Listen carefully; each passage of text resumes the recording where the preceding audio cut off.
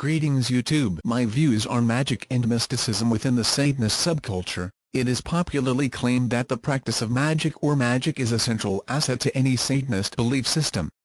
In his Satanic Bible, Anton Chandler LaVey devotes a large portion of the book to his teachings about magic. And the belief in black magic is of course a central theme to the Temple of Set's body of doctrine. On virtually any Satanist website that you find while browsing the internet, you will find at least an essay or two about satanic magic and how you can practice it. There are various definitions of magic. The dictionary defines magic as the art that purports to control or forecast natural events, effects, or forces by invoking the supernatural. It also defines magic as either the practice of using charms, spells, or rituals to attempt to produce supernatural effects or control events in nature, or the charms, spells and rituals so used. Helena Blavatsky, in her book Isis Unveiled, wrote that magic considered as a science is the knowledge of the principles and the way by means of which the omniscience and omnipotence of the spirit and its control over the forces of nature can be acquired by the individual, even though he is still within his own body.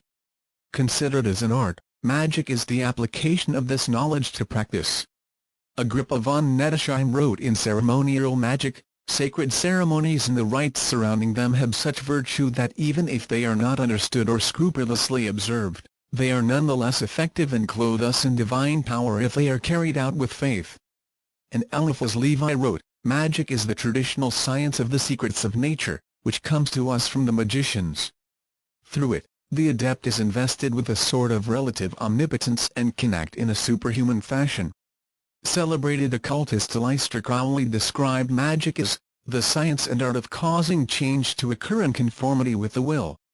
And as Magic and Theory and Practice, Chapter XIV, he wrote, what is a magical operation? It may be defined as any event in nature which is brought to pass by will. We must not exclude potato growing or baking from our definition. Let us take a very simple example of a magical act, that of a man blowing his nose. Anton Chandler LaVey, who is perhaps considered the primary authority on magic by most Satanists, defines magic in the Satanic Bible as the change in situations or events in accordance with one's will, which would, using normally accepted methods, be unchangeable. He further states that magic is not scientifically explainable, but science has always been, at one time or another, considered magic.